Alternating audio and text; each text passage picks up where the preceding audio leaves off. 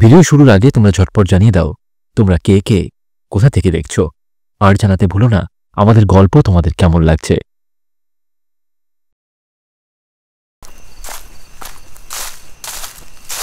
পূর্ণিমার গভীর রাত, দুটো লোক হাতে খাবারের থালা নিয়ে এগিয়ে চলেছে জঙ্গলের দিকে।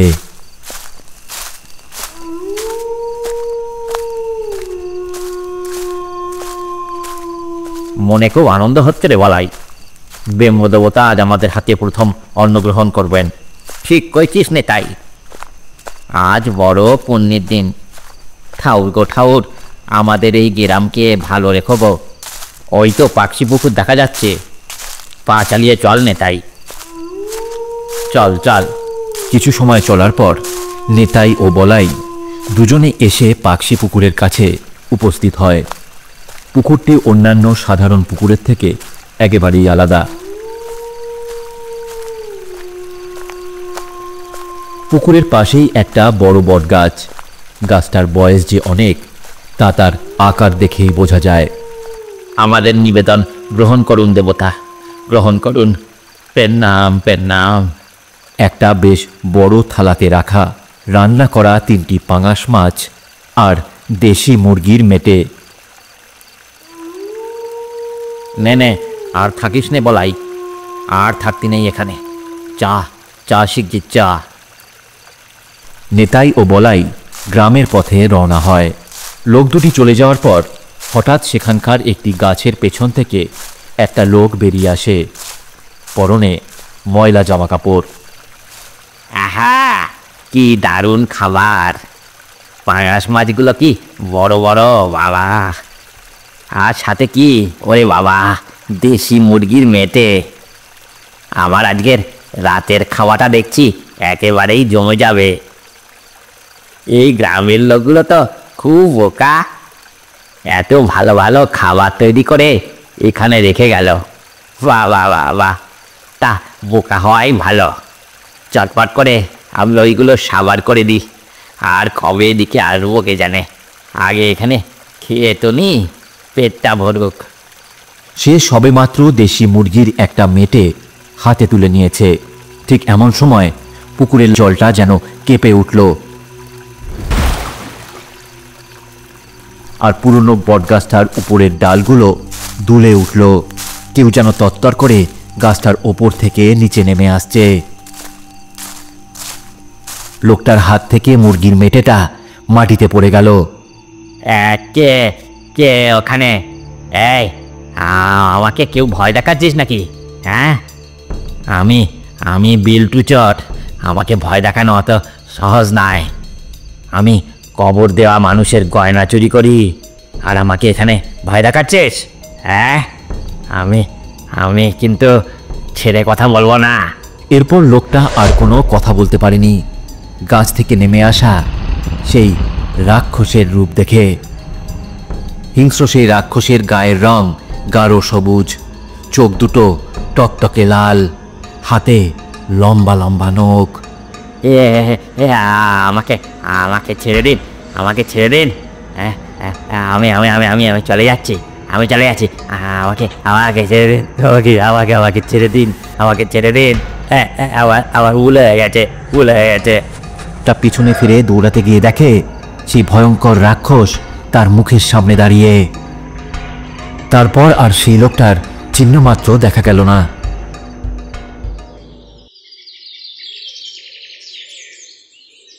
এই নীলিমা, তুই কদিন আগে বলছিলি না অপদেবতা নিয়ে তুই রিসার্চ করছিস তোর পরবর্তী বইয়ের জন্য? সেই ব্যাপারে নতুন একটা খবর পেলাম, বুঝলি? নতুন খবর? তাই নাকি? তা সেটা কি শুনি? আছে আছে। আরে খবর জোগাড় করাই তো আমার কাজ। অ্যাকচুয়ালি তোর বলার পর থেকেই খোঁজ নিচ্ছিলাম, আর কালকেই খবরটা পেলাম। বাঁকুড়ার কাছে ছাতিমপুর নামে একটা গ্রাম আছে, আর সেই গ্রামের শেষে নাকি একটা পুকুর আছে, আর তার পাড়েই আছে একটা বট গাছ, আর ওইখানেই নাকি থাকে এক ব্রহ্ম রাক্ষস। কি বলছিস রে, সত্যি? হ্যাঁ, আমিও তো শুনে বিশ্বাস করতে পারিনি শুরুতে, তবে খবরটা পাই আমার বন্ধু শুভঙ্করের কাছ থেকে। ওদের আদি বাড়ি ওখানে, ওই দিল খবরটা। যদিও আমি ওসব মানি টানি না, তবে তোর গাইড হয়ে ঘুরে আসতেই পারি। অনেকদিন কোথাও যাওয়াও হয় না, আর ওখানে থাকা খাওয়ারও অসুবিধা নেই। শুভঙ্কর ওদের বাড়িতে থাকতেও বলেছে, যদিও ও এখন কলকাতা ছেড়ে কাজের জন্য যেতে পারবে না। তবে ওর দাদু, বাবা, মা আছে ওখানে, ওনারাই সাহায্য করবেন আমাদের। বেশ ইন্টারেস্টিং মনে হচ্ছে। চল গিয়ে তবে একবার খবর নিয়ে আসি। শুভঙ্কর আরো বলেছে ওখানকার মানুষ নাকি ভীষণভাবে মানে ওই ব্রহ্ম রাক্ষসকে, আর এর পেছনে নাকি একটা ঘটনাও আছে। ঘটনা? কি ঘটনা? বল বল শুনি। আমি জানি না রে, তবে শুভঙ্কর বলেছে সেটা ওর শৈল দাদুর থেকে শুনতে। একটা গোটা গ্রাম যখন বিশ্বাস করে, নিশ্চয়ই কোনো ঘটনা তো থাকবে। তাহলে কবে যাচ্ছি আমরা? এই তো, আমি জানতাম ওখানকার কথা বললে তুই যেতে অবশ্যই রাজি হবি, তাই তো সব তৈরি হয়েই এসেছি। শোন, সামনে শুক্রবার যাচ্ছি, শনিবার থাকবো আর রবিবার ফিরে আসবো, ঠিক আছে? তবে তাই হোক। আশা করছি ওখান থেকে বেশ কিছু তথ্য নিয়ে আসতে পারবো আমরা। রাতুল আর নীলিমা জানতো না কি ভয়াবহ অভিজ্ঞতা অপেক্ষা করে আছে ওদের জন্য। শুক্রবার নীলিমা আর রাতুল রওনা দিল ছাতিমপুরের দিকে। ঠিকানা সব ঠিকঠাক জানাই ছিল, তাই স্টেশন থেকে রিক্সা করে ওরা রওনা দেয় শুভঙ্করদের বাড়ির উদ্দেশ্যে। তা বাবু, আপনারা এখানে নতুন মনে হচ্ছে। একদম ঠিক বলেছ। আচ্ছা দাদা, আমরা কি এখন ওই পুকুরের পথ দিয়ে যাব? কোন পুকুরের কথা বলছেন দিদিমণি? আরে ওই ওই ওই যে ওই পুকুরটা যেখানে একটা রাক্ষস থাকে। এ কেমন কথা? ওনারে সম্মান দিয়ে কথা বলেন দিদিমণি। উনি হলেন ব্রহ্ম রাক্ষস। ওনাকে এখানকার সবাই খুব ভক্তি শ্রদ্ধা করে। নীলিমা আর রাতুল একে অপরের দিকে একবার তাকালো। ওরা বুঝতে পারল ছাতিমপুর গ্রামে ব্রহ্ম রাক্ষসের প্রভাবের কথা। নেন নেন, এই যে শৈলবাবুর বাড়ি চলে এসেছি। রাতুল আর নীলিমা রিক্সার ভাড়া মিটিয়ে শুভঙ্করদের বাড়িতে যায়।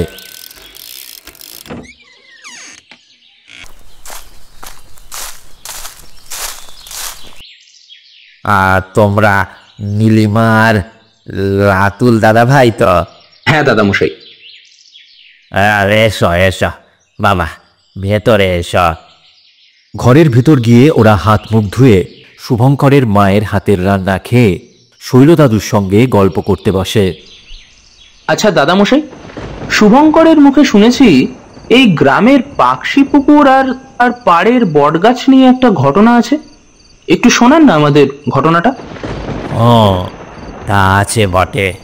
শুভর মুখে শুনেছি সেটার বিষয় জানতে তোমরা এখানে এসো, তা খুব ভালো কথা। তবে শোনো বলি, আজ থেকে বহু বছর আগে ছাতিমপুর তথা আশেপাশের 20টা গায়ে মরক লাগে। গায়ের পর গা এক দিনে উজাড় হয়ে যাচ্ছিল। কেউ যখন কোনো দিশা পাচ্ছিল না, তখন এখানকার জমিদার হেমেন্দ্র নারায়ণ রায় এক মহা সাধকের সন্ধান পান।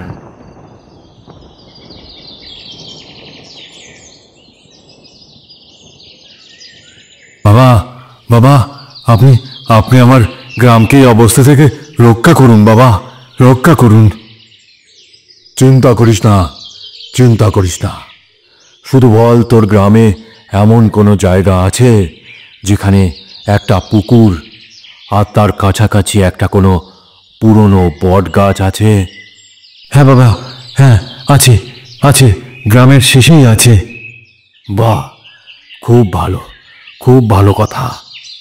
আমি কৌশিকী অমাবস্যার রাতে সাধনা করব, সাধনা করে ব্রহ্ম রাক্ষসকে ডাকব। ব্রহ্ম রাক্ষস? ভয় পাস না, একেবারে ভয় পাস না। যে গ্রামে ব্রহ্ম রাক্ষস থাকে সেখানে কোনো বিপদ কখনো আসে না, সব বাধা কেটে যায়। ব্রহ্ম রাক্ষস সেখানেই থাকে যেখানে পাশাপাশি অন্তত 50 বছরের পুরনো বট গাছ আর পুকুর একসাথে রয়েছে। তবে একটা কথা মন দিয়ে শুনে রাখ। হ্যাঁ বাবা, বলুন বলুন, কি কথা বলুন।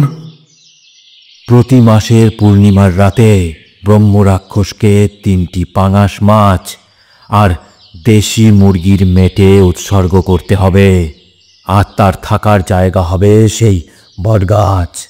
সেই বটগাছকে কেউ যদি কখনো বিরক্ত করে বা গাছটার কোনো ক্ষতি করে, তা কিন্তু কখনো ব্রহ্ম রাক্ষস মেনে নেবে না। তার প্রাণ যাবে তার। তাই হবে বাবা, তাই হবে। যথা আজ্ঞা। ব্রহ্ম রাক্ষসকে আহ্বান করার পর থেকেই ছাতিমপুর গায়ের সব সমস্যা ধীরে ধীরে কেটে যায়। এরপর ছাতিমপুর গ্রাম অনেক বড় বিপদ থেকে সহজেই সব ক্ষেত্রে মুক্তি পেয়ে আসছে। এমনকি ছাতিমপুর গ্রামে কেউ বিপদে পড়লে বা অসুস্থ হয়ে মানত করলেও ব্রহ্ম রাক্ষসের আশীর্বাদে সব বিপদ কেটে যায়। অসুস্থ মানুষ নিমেষে সুস্থ হয়ে ওঠে। আচ্ছা দাদু, আপনি বা অন্য কেউ ওই ব্রহ্ম রাক্ষসকে দেখেছেন কখনো? না দিদিমণি, ব্রহ্ম রাক্ষসকে দেখলে সে আর প্রাণে বাঁচে না। তবে ওখানে যে কেউ আছে কি করে বুঝলেন? না মানে এমনও তো হতে পারে কেউ লুকিয়ে এইসব করছে। কি সব কথা বলছো তুমি দাদু ভাই? ওনাকে অবিশ্বাস করাও মহাপাপ। ভুলে ওসব মনে আনবে না কখনো। ওনার আশীর্বাদে এই গ্রামে সকলে পরিশ্রম করে খেটে খেয়ে সুখে আনন্দেই আছে। কি সব ভোগাস কথাবার্তা! যাকে দেখেইনি তাকে নিয়ে উল্টোপাল্টা কথাবার্তা। কিন্তু একটা গোটা গ্রাম যখন বিশ্বাস করে, সেখানে নিশ্চয়ই কিছু তো আছে। সেই রাতে শৈলদাদু আর ছাতিমপুর গায়ের একজনের সাথে নীলিমা আর রাতুল খাবার দিতে আসে। শৈলদাদু আর গায়ের লোকটা চলছে লণ্ঠন হাতে আগে আগে, নীলিমা আর রাতুল ওদের পেছনে। এখনকার পরিবেশটা কিন্তু একদম অন্যরকম। চারিদিক যেন নিস্তব্ধ, শুনশান। কেমন যেন একটা ভয় লাগছে। তোমরা এখানেই দাঁড়াও, আমরা আসছি। একদম কিন্তু এখান থেকে নড়বে না, আর অন্য কোথাও একেবারে যাবে না। এই কথা বলেই শৈলদাদু আর ওই লোকটা এগিয়ে যায় বট গাছটার দিকে। তুই একটু দাঁড়া নীলিমা, আমি এক্ষুনি আসছি। এই রাতুল কোথায় যাচ্ছিস? দাঁড়া। বট গাছটার কাছে গিয়ে রাতুল একটা বড় পাতা ছিঁড়ে নেয় গাছটা থেকে। আয় দেখি ব্রহ্ম রাক্ষস, কত ক্ষমতা তোর! কি রে, কোথায় গিয়েছিস তুই? এই দেখ নীলিমা, ওই রাক্ষস নাকি খোকসের বাসা থেকে গাছের পাতা ছিঁড়ে এনেছি। এটা কি করলি রাতুল? দাদামশাই বারবার বারণ করেছিলেন ব্রহ্ম রাক্ষস তার জায়গায় কোনো ক্ষতি সহ্য করেন না। এটা কি করলি তুই? কালকে যাবার সময় দাদামশাইকে এটা দেখিয়ে প্রমাণ করে দেব ওইসব ব্রহ্ম রাক্ষস ফাক্ষস বলে কিছুই হয় না, বুঝলি? এর মধ্যেই শৈলদাদু আর গ্রামের লোকটা ফিরে আসে। তা বাবারা, তোমরা দেখলে তো সব। এখন আর বেশি সময় এখানে থাকা একেবারে ঠিক হবে না। চলো তাড়াতাড়ি আমরা বাড়ির দিকে যাই। কেন? এখানে দাঁড়িয়ে দেখি না ওই গাছ থেকে আদৌ কেউ নাবে কিনা। না, একদম না। মরতে যদি না চাও তো চলো এখান থেকে, আমি বলছি এক্ষুনি চলো। নীলিমারও ওখানে থেকে সবকিছু দেখার ইচ্ছে ছিল, কিন্তু ওখানকার পরিবেশ দেখে সেই সাহস যেন তার কর্পূরের মতো উবে গেল। গভীর রাত, রাতুল শুয়ে আছে চৌকিতে, মাথার কাছে জানলাটা খোলা। বটগাছের সেই বড় পাতাটা পাশের ছোট্ট একটা টেবিলে রাখা। হঠাৎ করেই একটা কালো ছায়া এসে দাঁড়ায় সেই খোলা জানলার সামনে। রাতুলের শরীরটা কেমন যেন আনচান করতে শুরু করে। ভেতর থেকে একটা অস্বস্তি হতে থাকে ওর। রাতুল শুনতে পায় কেউ যেন তাকে জানলার ওপার থেকে ডাকছে, আয় এদিকে আয় রাতুল, রাতুল। আস্তে আস্তে কেমন যেন আচ্ছন্ন অবস্থায় ও এগিয়ে যায় সেই খোলা জানলার দিকে।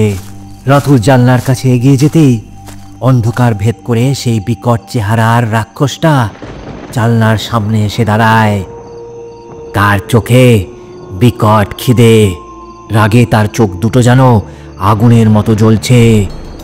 সেই রাক্ষসের চোখ একবার রাতুলের দিকে আর একবার সেই ছেঁড়া বটপাতার ওপর বারবার করে ঘুরছে। রাতুল ওই চোখের চাহনিতে যেন একেবারে বশ হয়ে যায়। রাতুল ধীরে ধীরে হাতে তুলে নেয় টেবিলে রাখা বটের সেই পাতাটা, আর তারপর দরজা খুলে সোজা বেরিয়ে যায় বাইরে। দরজা খোলার আওয়াজ শুনে পাশের ঘরে থাকা নীলিমার ঘুম ভেঙে যায়। ও বাইরে তাকিয়ে দেখে বারান্দা দিয়ে হেঁটে চলে যাচ্ছে রাতুল। রাতুল, রাতুল, রাতুল, কি রে, কি হলো?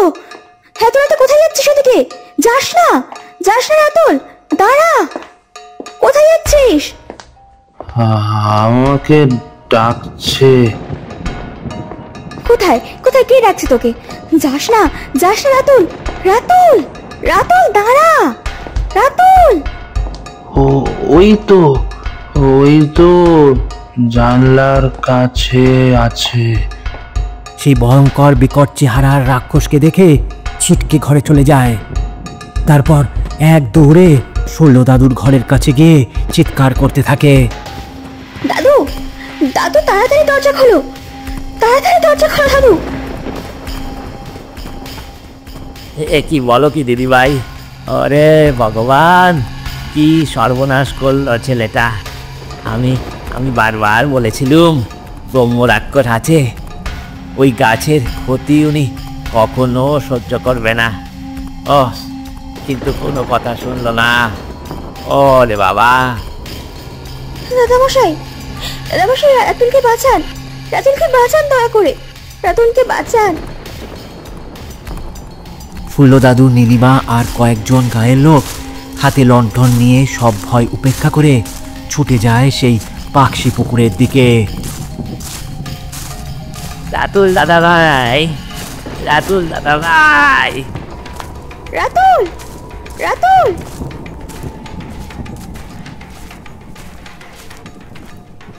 পাকশি পুকুর পাড়ে ওরা পৌঁছে দেখে সব কিছু শেষ হয়ে গেছে। দুমড়ে যাওয়া রক্তহীন রাতুলের নিথর দেহ পড়ে আছে বটগাছের কাছে, আর থালাতে রাখা খাবার একেবারে শেষ। বটগাছটা তখন কেমন যেন নড়ে ওঠে, কেউ যেন উপরের দিকে ডালে উঠে গেল, আর রাতের গাঢ় অন্ধকারে পুকুরের জলটা যেন সেদিন আরো বেশি লাল হয়ে উঠেছে।